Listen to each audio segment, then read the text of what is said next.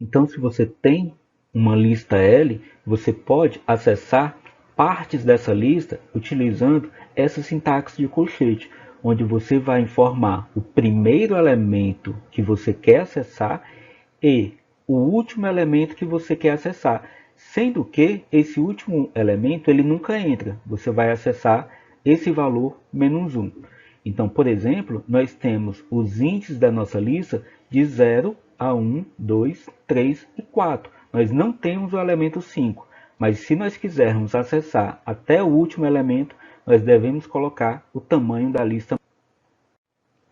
Se você omite o primeiro elemento antes do dois pontos no colchete, você está dizendo que quer acessar desde o início da lista até esse elemento menos 1. Já se você quiser acessar os elementos da tua lista contando a partir do final, você utiliza um número negativo. Nesse caso, eu quero acessar os elementos da minha lista L desde o começo até o último elemento. O último elemento eu sempre identifico por menos 1. Mas lembra que esse elemento, o elemento de índice que você passar aqui, ele não vai ser retornado. Então, nesse caso, eu estou acessando os elementos 1, 2, 3 e 4. O 5 da minha lista ele não vai entrar. Então, com essa sintaxe, eu posso acessar qualquer porção da minha lista. Eu posso acessar do índice 1 ao índice 2 e ele vai me retornar. Eu posso acessar do índice 1 ao índice 3 e ele vai me retornar. Eu posso acessar do terceiro índice, do terceiro elemento até o final e ele vai me retornar. Ou eu posso acessar ainda do início até o índice 2. Ele vai me retornar a lista. E se eu utilizo índices negativos, ele começa a contar a partir do final. Então, o elemento menos 1 da minha lista sempre vai ser o último. O elemento menos 2 sempre vai ser o penúltimo. Você utiliza um índice negativo para contar a partir do último elemento da tua lista. Se nós temos que o primeiro elemento é o L0, o índice 0, o último elemento sempre será o menos 1. O penúltimo, o menos 2 e assim por diante. Nós podemos adicionar elementos em uma lista durante a execução do teu programa. Então, se você tem uma lista aqui que inicialmente é vazia e você quer adicionar elementos a essa lista, você utiliza o método append. Você coloca o teu identificador, ponto, o método append e diz qual é o elemento que você quer adicionar. E o append ele vai sempre adicionar o teu elemento, aquele valor que você passou por parâmetro, no final da tua lista. Já se você quiser escolher a posição da tua lista onde você vai adicionar o teu valor, você faz isso com o método insert. O insert ele recebe dois argumentos, onde o primeiro argumento é a posição que você quer inserir e o segundo argumento é aquele valor que você quer inserir. Então, se você faz nessa lista L um insert na posição 3 do valor 5, você vai ter essa lista aqui. Se agora você faz um insert na posição do valor 3, você vai ter essa lista. E se você faz um insert na posição 2 do valor 2, você vai ter essa lista final. Então, nós vamos utilizar o insert sempre que for adicionar um elemento na posição determinada da lista.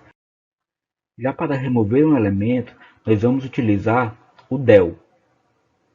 Então, se você tem uma lista L e quer remover o índice 1 da tua lista, nesse caso o B, o 0 é o índice A, o B é o índice 1 e o C é o índice 2.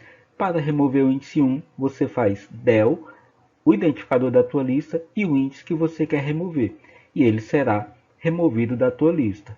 Se você quer remover o índice 0, você faz del, o identificador da tua lista e o índice que você quer remover, e ele será removido da tua lista.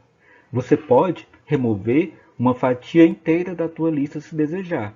Então, nesse comando aqui, nós estamos criando em L uma lista que vai de 0 até 100.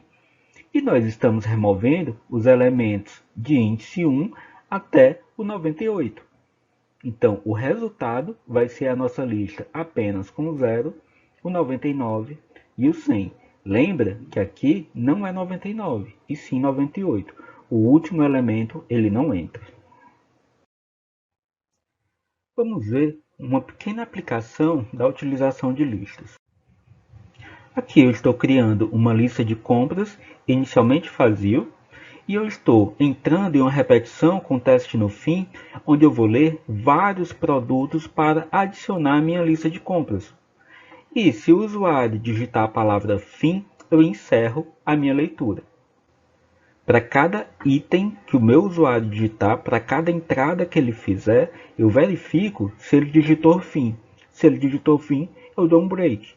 Se não foi fim, é porque é um item da minha lista que eu preciso adicionar. Após adicionar todos os produtos na minha lista, eu posso imprimir fazendo dessa forma. Eu utilizo um repetidor for, já que eu posso contar os itens da minha lista, e cada item que foi adicionado na minha lista, ele vai ser colocado na minha variável p, e eu mando imprimir esse p na tela. Então, dessa forma, eu tenho que cada item vai para essa variável e vai ser impresso na tela. Vejamos agora um exemplo. Calcule a média aritmética de um aluno que possui 7 notas e mostre as notas que são maiores que a média. Use a estrutura de repetição mais adequada. Nós fizemos um exercício parecido com esse, onde nós mostrávamos apenas a maior nota do aluno. Para mostrar apenas a maior nota, nós não precisávamos guardar todas as notas, bastava apenas guardar a maior. Já neste exercício, ele pede que a gente mostre todas as notas maiores que a média. Para calcular a média, primeiro eu tenho que ler todas as notas e depois eu tenho que voltar para mostrar aquelas maiores que a média. Então, eu só consigo resolver essa questão fazendo uma lista para guardar todas as notas, calcular a média depois de finalizada a leitura e então mostrar aquelas que atendem à minha condição. Para resolver essa questão, eu crio uma função que ela vai fazer a leitura das minhas notas e vai retornar a minha lista com as notas. Eu crio uma lista inicialmente vazia e, para o meu contador ir dentro do intervalo da quantidade de notas que eu quero, eu faço a leitura da nota pelo teclado, adicionando na minha lista. E no final, eu retorno essa lista para quem chamou a função. A seguir, eu crio uma função média que ela vai receber a minha lista de notas. Como notas é uma lista, eu posso utilizar a função de soma, que ela já vem embutida no Python, para calcular a soma dessas notas. E eu posso dividir essa soma pela quantidade de notas que eu tenho, utilizando a minha função len, que também já vem embutida no Python. Dessa forma, eu calculo a média e retorno. Agora eu vou criar uma função chamada maiores_que. Essa função maiores_que, ela recebe um valor, que nesse caso vai ser a média, e a minha lista de notas. E ela vai me retornar uma nova lista de maiores, onde essa lista vai conter apenas as notas que são maiores que a minha média. Então eu faço uma repetição com um for, onde para cada nota que está na minha lista, eu armazeno na minha variável nota. E se essa nota for maior do que a média que eu estou procurando, eu adiciono essa nota na minha lista de maiores. No final, eu retorno a minha lista maiores, que contém apenas as notas maiores que a média. Na minha função main, na minha função principal, eu crio uma variável notas que ela vai receber ler notas. Ler notas, ela vai retornar uma lista de notas para mim. Então, essa variável vai ser uma lista. Depois, eu chamo a minha função média, passando a minha lista de notas. E a minha variável m vai receber a média dessas notas. Por fim, eu chamo a função do Python print passando o retorno da minha função maiores que. Essa função maiores que, ela recebe um valor, que no meu caso é a média, e a lista de nota, e vai retornar apenas os valores que são maiores que a média.